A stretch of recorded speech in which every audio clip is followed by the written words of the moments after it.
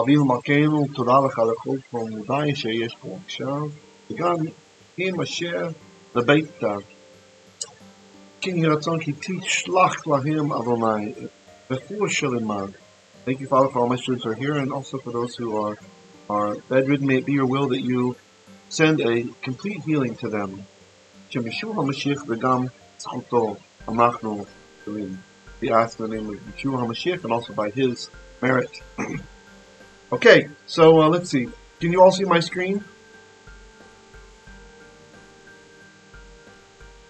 Yes, Rabbi. Okay, great. So we're open microphone class, and yeah, and let's see. So we are the first Aliya is 3 verses, although a couple of them are a bit long, and we are in Deuteronomy chapter 31, verse 1. And as you can see here by the first word, it's Torah Portion Vayeilekh. Vayeilekh. Okay? So you've got the tseri, yay, and that's where the accent is. Vayeilekh. Meaning what? Who can tell me what this means?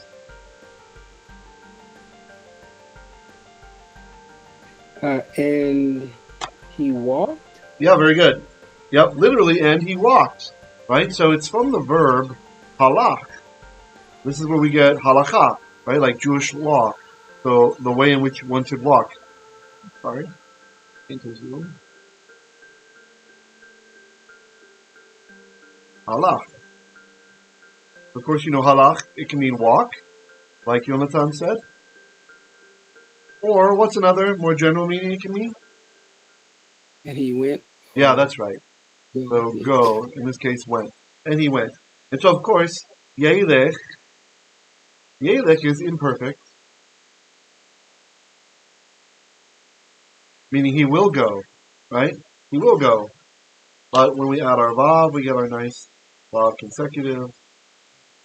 Vav here changes it all.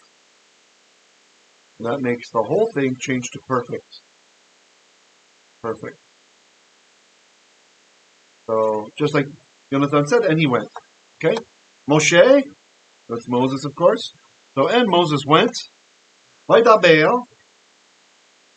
It's that one. Vaydaber. Anybody feel free to jump in tonight. Oh, I saw Dr. DeVere connect and then he disconnected. We just having internet issues. Vaydaber. And he spoke? Yep. Exactly. And he spoke. Alright. Et hadevarim ha'ele. Okay, so what's hadevarim ha'ele?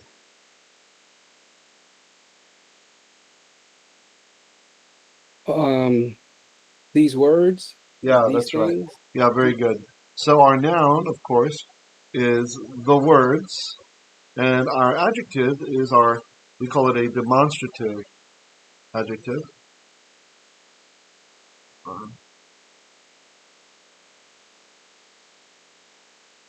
Adjective. And remember, whenever we have adjectives, they have to agree. By the way, those of you in Breshit class, if it seems kind of tough what's happening, don't worry. Yonatan's a bit more advanced than Breshit. So, and this is inductive learning anyway, so you're supposed to be seeing some things you don't know yet. Yeah. So if you see something you don't know, don't feel bad. It's normal. Because instead of just working through exercises in a grammar book, we're actually in the Hebrew text, right? So, of course, you see the definite article here. Does like we expect on Hadevarim, right? We have a patach, and we have a dagesh in the next letter. Oi, go back. Which is just what we'd expect. But over here, Aleph cannot take a dagesh. So instead, we lengthen our short vowel patach to long vowel comment. So ha'eli.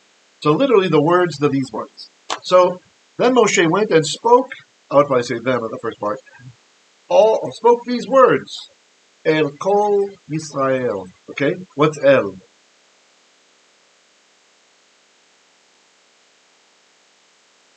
To. Okay? Yep. To or unto. Traditionally unto or to. Okay? Kol. All. All. You guys don't know that math symbol, but it means all or every. Okay? Yisrael. Of course, Yisrael is very clear. Okay? Very nice. So let me get my laser pointer on. Vayeilekh Moshe Vadaber et הדברים האלה אל כל ישראל. Okay, nice. All right.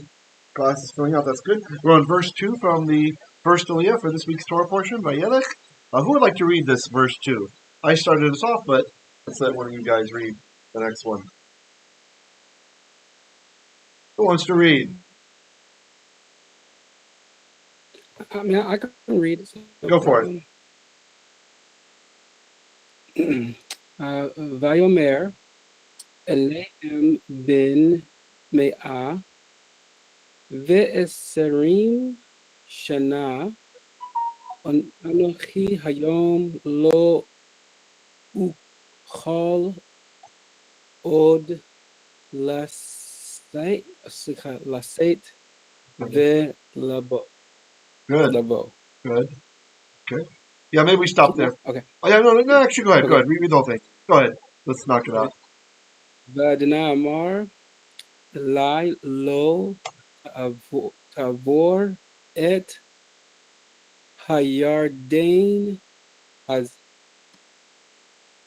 Good. Hazeh. Okay, good. All right, nice reading. All right, so Vayomer, what's that mean? And he And he said, said, Then he said, okay. Then,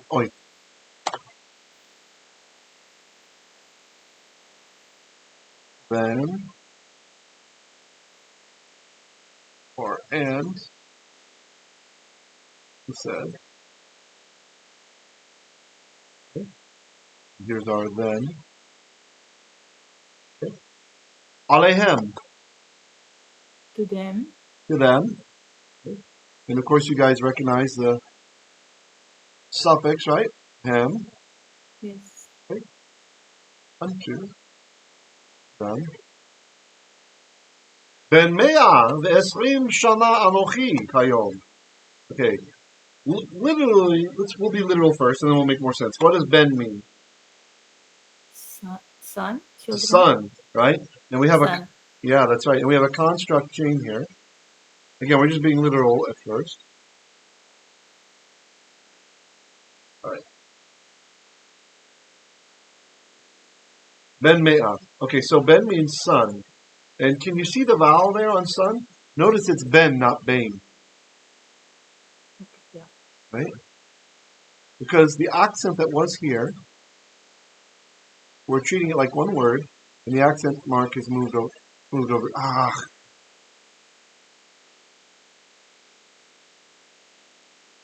There we are. Moved over here. Right? So that means this is now a closed, unaccented syllable.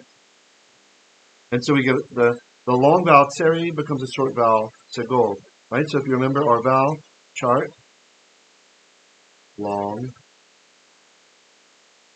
short, E-class. The long one is tsere, short one is segol. And if we keep going half, we have tapaf segol. So this one becomes that one when the accent moves away. Not always, but often. And so that's, even if you didn't have the makef here, we could tell that this is the construct form of ben then. Because instead of bane, it says ben. Okay? Right. Me'ah. Who knows what me'ah means? 100? 100. Very nice. You've had to pay for things in Israel before. Oh, yes. Me'ah. I remember the first time I heard matayim. I was like, what? I was like, Took me a sec. Processing. Instead of saying shtayim or shtay, me'ah, right? Instead of 200, they say matayim. So they put it in the dual ending, right? So you have the ayin meaning two of a thing, right? So metayim is two of me'ahs. Yes. All right. The esrim. And 20? Yeah, that's right. Good. Esrim means 20. So esrim literally is tens, right? From asera, Mhm. And 3, so that's 20. Shana. What's Shana? Year. Year. Good. Mhm. Lashana haba. Yerushalayim. Lashana haba. Yerushalayim. Okay, Anochi. I. I. Hayom. Literally the day. Yeah, Today. literally the day. You're right. And that evolved into meaning, sorry, I don't like to say the word evolved. That morphed into being the word today. Yeah. And it's interesting. This is one of the words that, if I want to say uh, in the day, so usually we would expect bayom, right? But you will see it often as behayom, because this kind of became its own word. Hayom came to mean today, right? So what is it saying? A son of 120 year, I, today? Well, somebody make more sense of that in English.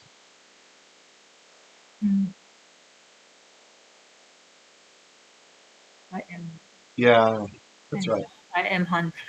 Yeah, that's right. Uh, Very good. So this is just how Hebrew expresses age. If it's a girl, she says bat, a daughter of whatever. And for the boy, he's Ben, son of such and such.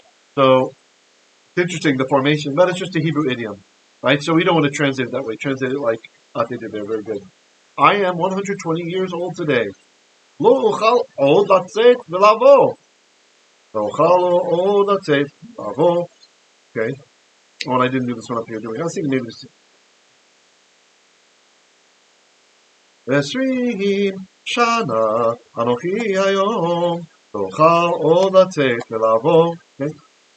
I am lo uchal. What's uchal? What's up with uchal? Uchal. Like able, like to Yeah, that's be. right. Yeah, exactly, exactly. So this is actually the imperfect form of yachal, the verb yachal. So let me put this. Some of this is like a background noise. Please be careful with your mics. Yeah. So this is the vav. It's tricky. It's tricky. The shurik here is actually in this case telling us this is a pei yod verb. Okay. So the root, use the mathematical root sign, and this is normal in linguistics. It's not just because I like math. Yod, kaf, lamed. Yachal is the verb. So of course you remember we've discussed at least in the Aliya Yomi topics, a special kind of verb which we call pei yod. That green is not working well there. Let me do it here. Pei, like this, slash yod. A pei yod verb, or some grammars call that a first position yod. Yeah? So that means we have this yod here in the first place. And so with these kind of verbs, the yod oftentimes changes to some form of a vav, what we have here.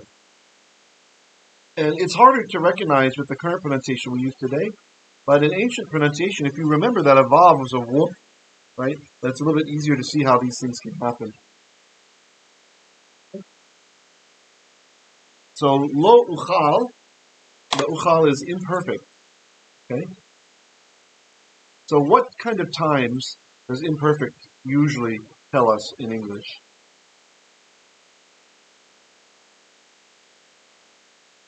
Imperfect. What's one thing that... imperfect is Go ahead. will. Right? It Is can it mean... imperfect? Will? Yes. It can mean will. It can be future, right? And what else can it mean? Again, forget your modern It Hebrew. can also mean like a present. It Yeah, can that's mean like, right. Very good. That's right. Very good. Present or future. These are the two typical times. Although we do have other times. In the Psalm, sometimes it's past, but okay, so present or future? Present or future. The emphasis is on the ongoingness of it, right? It's ongoing, right? The state, it's like a state of the person that's being described is ongoing, right? So, lo uchal od I am no longer able. You could say that. I am unable. Od. What's od mean? It's like again. Or Yes. Yep. Again. What else? Like, Still. longer, still. Yeah. Longer. Still. Good. Yep. All those things. Yep. Od. And of course, the reason I chose to say I am unable is because he just said I'm 120 years old, right? And so this is related to what was just stated, right? The reason he's no longer able is because ben me'av esrim shana anochi hayom, today, right? He's not saying in the future when I'm 121 I will no longer be able to, right? So we can kind of narrow down the time in English, right? So currently I am no longer able. Still, latzeit. Who recognizes the root of latzeit? You may see the root there. It's like a yod tzad Yeah. yisa. Very good. Yep. So the root is yatsa, and that of course is a peyod verb, right? Or the peyod verb. The yod here has gone away in this form, in the construct, infinitive form. So latzeit means to go out. Okay? It's an infinitive. Tzeit is the infinitive construct form of that peyod verb. Usually in the peyod verb, the yod disappears in the infinitive construct. So to go out. Okay? Velavo.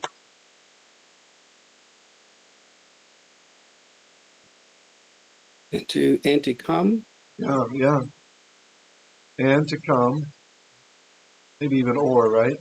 Probably and to come. Velavo. Of course, you guys all recognize, right? The root. Both. Well, Like Baruch haba. So, and come. Now this is an idiom in Hebrew. The Hebrew idiom. Go out, come in, means go to war. The idea is the leadership is going out before the people and they follow and then coming back in with the spoils of war or whatever, right? So I can't lead you in warfare anymore. I can't lead you in battle. He's not saying I can't leave my tent because he climbs up a mountain, right? So clearly he can leave his tent. Okay. Vadonai Amar. Oh, sorry. Oh, you read it right now. Vadonai Amar Eli. Okay, what's that mean? Vadonai. and Adonai Yeah. said, Yeah. And Adonai said, Eli. like to me. To me. And here we have, by the way, for the Breshit students, if you're feeling like you're sinking, don't worry. It's fine, it's normal. This aspect of the exercise is just to get you in the text. And I adjusted a little bit the lesson for tonight so that we're doing Aliya Yomi instead because we have some absences and I want to, I don't want people to get too far behind. Yeah, so Eli, unto me. And so you should recognize your pronominal suffix here, right? First person suffix. And even the Breshit class has memorized these, so. Alright. Lo ta'avor. What's that mean? Lo ta'avor. So lo means not to avoid. We'll cross over. Good. That's right. So our verb ava. Wait.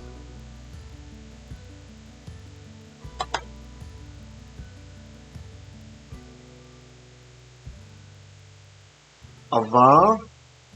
Notice time recognize the root. Ava is to cross over. And what is this? Perfect or imperfect form? Imperfect. Imperfect, right? Imperfect. And the tav in the beginning reminds us of ata. Right? It's like ata. Wait, that was kind of sloppy, I thought.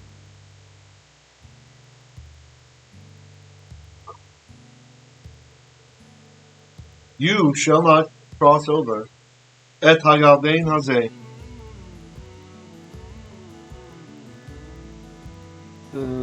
This Jordan. Great. So here we have the noun and the adjective. The demonstrative adjective agrees. Hayarden, the Jordan, hazeh, the this one. And it's a little bit strange. We have a ha instead of Yarden, right? The Yarden, you think it's a name, but the idea is that it's kind of like a collective area, right? A region. So, like a dissension, right? The lowered area, right? As in one of the previous Aliya Yomis, Dr. Vera pointed out, the root of Yarden is Yarad. And what does Yarad mean? Oh, sorry, that's where the crack is. I can't fully color it. Okay. Imagine that's colored. Yarad. I'll write it on the right. Yarad. What's Yarad mean? Anybody?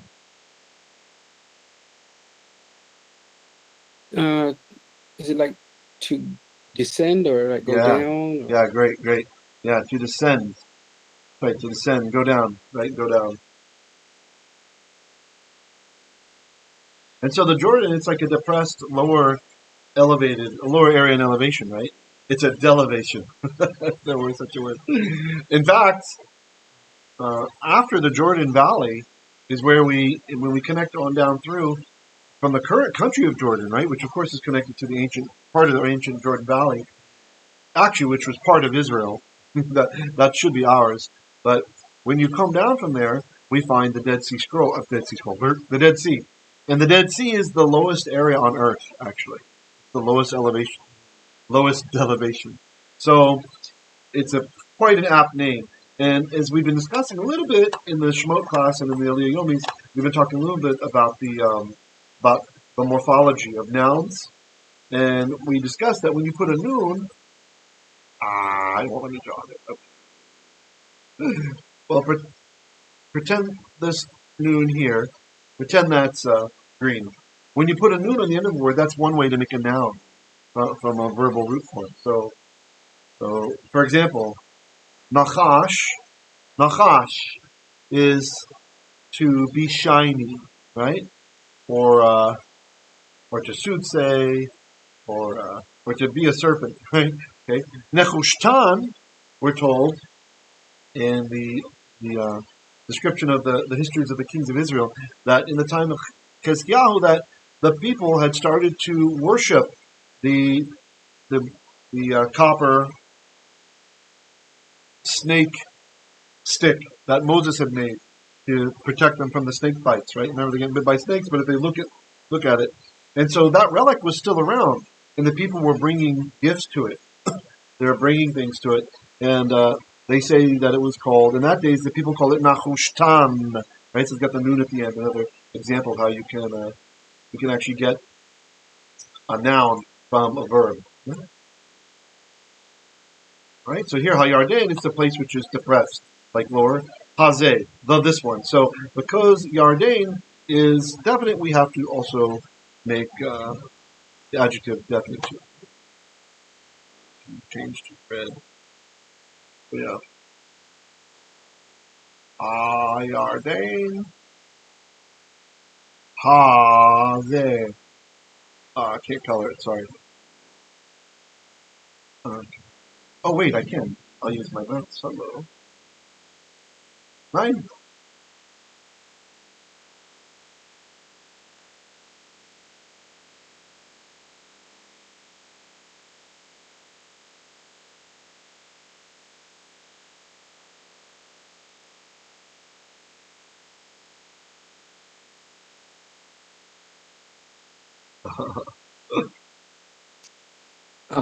Is Nekoshet also taken from Nakash? Yes. Yep, it's from the same root. Yeah, the question is Nechoshet, Yep. which means copper, And in later biblical Hebrew, it can mean bronze, right? Once the people were making bronze, right? It means both things. So the question is, does that also mean? Is that also from the same verb? Nachash, yeah, it's from the same verb, exactly. Yeah, very good. Thank you. Sure. Okay. Any other questions or comments on the second verse? A question is they said that is it the yod used to be a vav, and that sometimes they are interchangeable, like in certain forms of verb, the ayin vav becomes a yod at times. Yes. Yeah, that's right. Yeah. It's the ancient forms. They would go back and forth because the vowels are much more similar than they are today, right? Y and w. In quick speech, kind of sounds the same. Y, w. So it's true. So yeah, you'll have a vav sometimes become a yod, and a yod will sometimes become a vav. Those various forms.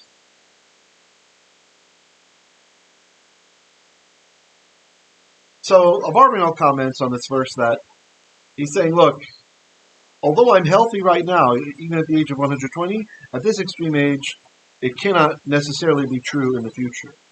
Right? And he goes on to say, Sforno says there's no need to be sad about my death, that Moshe is trying to convey this, as I could not naturally expect to live longer than 120. Right? So it's a good old age. Yeah. All right. So let's Yeah, continue. Oh, go ahead. question. Yeah. Yeah, you said it's an idiom. La, let's say let's say it, and ve abo. Vilavo. They don't have to be in this Yeah, form. They don't have to be in this form. They can be yeah, like it can be imperfect or perfect or whatever. Like he went out and he yeah, came in, yeah, etc. Okay. yeah. So which is an idiom for going to war, Yes. Specifically and leading to war, leading the people to war. Yeah, yeah. Although Moses himself did not really lead the people, but it was Joshua, true. But when and yeah, good. But when and it jo- seems to indicate that good. Moses seems to have some physical weakness, but in the conclusion of Devarim, it said that his vigor never abated. Nice. Yeah. Yeah. I think that's where Sforno's getting the concept, right? That, yeah, very good point. Also, to kind of back up about the idiom, Ibn Ezra even comments in the Mikvot. He says that, look, it's not saying he can't literally go out and come in. He explains for Jewish readers back then, he's saying it means leading people in war, right? So Moses was kind of like the general, even if Joshua would go out and do the fighting. And you remember the time when they had to hold Moses' hands up whenever his hands were up in the air, the people were winning whenever they were lower. So definitely Uh, quite, the yeah, battle with the Amalekites. yeah, that's right. So definitely quite involved in the battle in some form or other, yeah. Which is interesting because this was, in the ancient times, this was often, even in the time of Joshua and later, right, even in David's days, part of military strategy was you would send out your general, often the king, right? And also you'd send the priests, right? So the priests would go out, maybe they'd be carrying the ark around, right? This kind of stuff. So there's kind of like very interesting concept about warfare that it's there's a spiritual aspect when you're doing what's philosophically called a quote unquote just war, right? The just war, and then there's and with that you would want to bring the priests along. So I think maybe Moses is in those roles acting as the priest, right? Kind of the priest role. Yeah, good, nice. Yeah, and Okay, then in Numbers, it was the priests were also commanded that during war, of course, they were to make silver trumpets, and right. that war, the priests are supposed to blow the trumpets. Yeah, yeah. And we also see this. Yeah, and we see this happening with Jericho, right? As well, right? The priests lead the people across the water, right? They're able to cross over the Jordan on dry ground again. So we see a repetition of the Shemot miracle, and then and really the priest being in our midst. It's really symbolic of Hashem being with us, right? Whether or not a miracle occurs, it's to remind the people that, look, don't worry, God, like David says in the Psalms, Adonai is the one who trains my hands for milchama, for warfare, right? He's the one who gets them makes them dexterous and all of these sorts of things. Yeah, nice. Just one moment.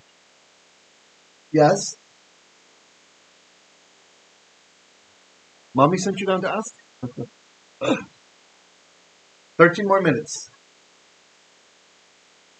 Sorry about that. All right, good. Let's continue then.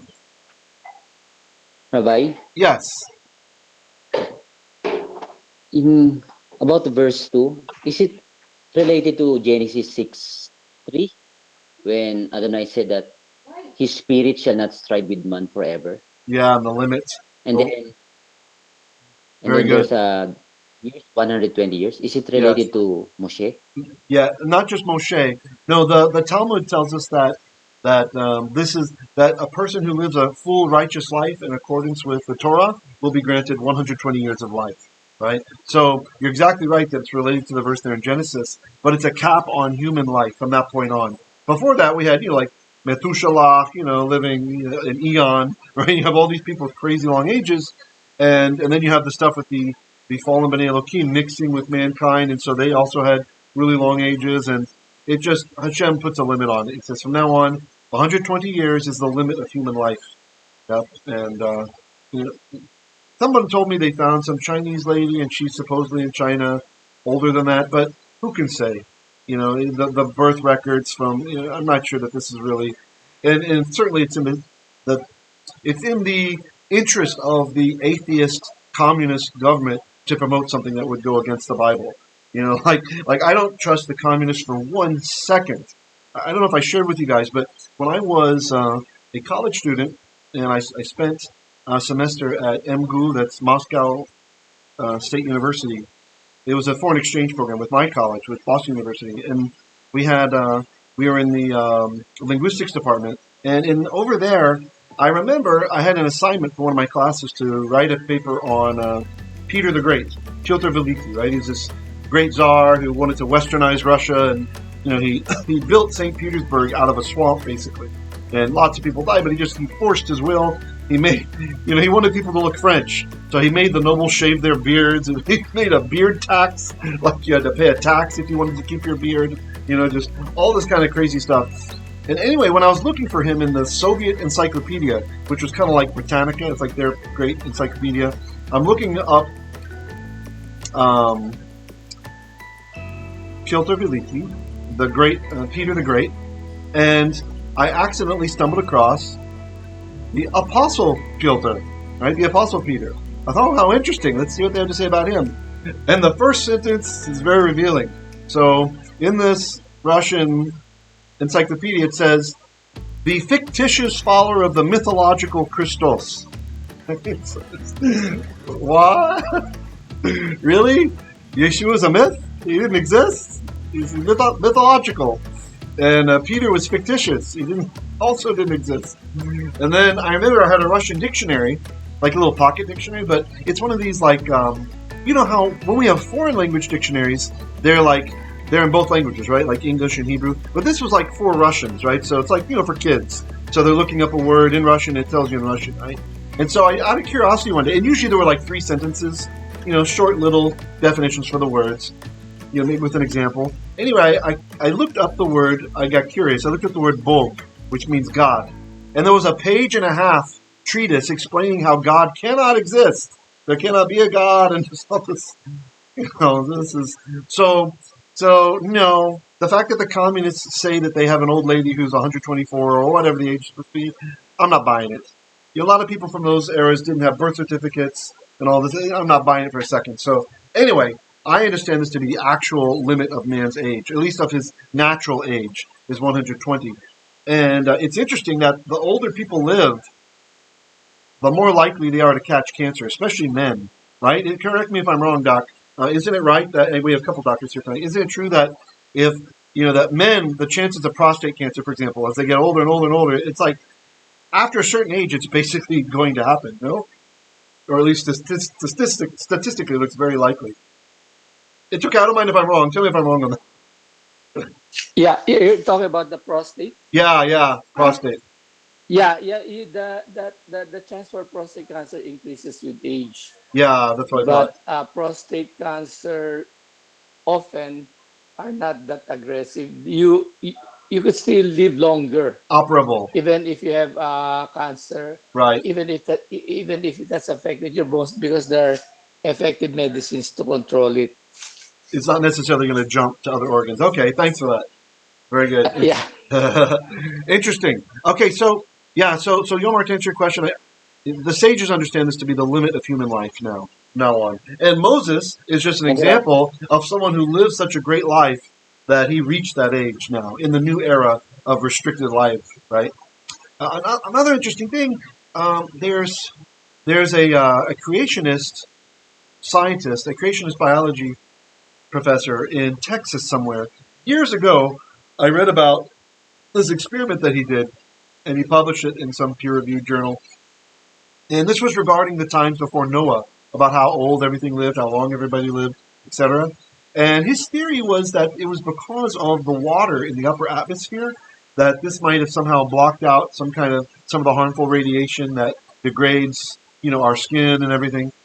And anyway, so he made an experiment where he had like some water up above a tank, and then he had fruit flies down below, and so anywhere where light would come in, where sunlight would come in, there was a layer of water it had to pass through. And it turned out he was able to exponentially increase the lives of the fruit flies over what they naturally experience in nature. So, like orders of magnitude longer they live. And so it's kind of interesting. In a way, it doesn't exclusively prove, but it hints at the idea that whatever Hashem had in the beginning, before we sinned, and the consequences of all of that, the plan was, not to let the radiation from the sun in or any of this stuff, to prevent all the illnesses that come from this stuff. Okay, so let's go on to. There's an interesting book. I don't think he mentions this, or maybe he does, but that's not where I learned it from. By what is his name? It's a Cal State physicist who used to be an atheist, and then he became a believer after investigating the Bible. Why can't I think of his name? Anyway, he wrote an interesting book. Anthony Flew. Nope, not that one. Nope. Ano? You want to Okay. share? You want to share about that one with us real quick? I'm going to check over here. I have this guy in my library. I'm going to check in my digital library. Tell us about Anthony Brook, you said? Anthony Flew. Okay.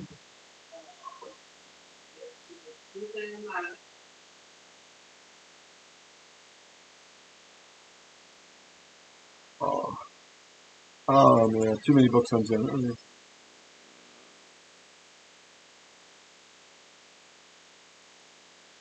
I think Ross, I think is part of his name. Oh, well, maybe it'll come to me later. I don't hold up the full class for this. What's his name? I think it's Ross. Anyway, it's an interesting read because he really proves a lot of. He shows how the Bible is accurate scientifically, although he deals mostly with the Book of Genesis. And oh wait, hold on. Let me check something here real quickly. I think I know where I have this.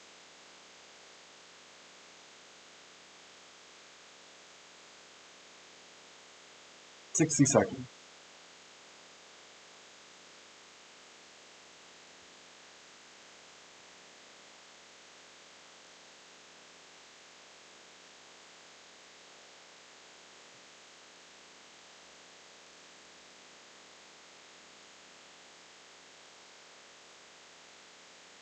Ross. Yeah, okay. His last name is Ross. The PhD in physics, and maybe two Ross. Anyway, Ross. Yeah, so that's the one.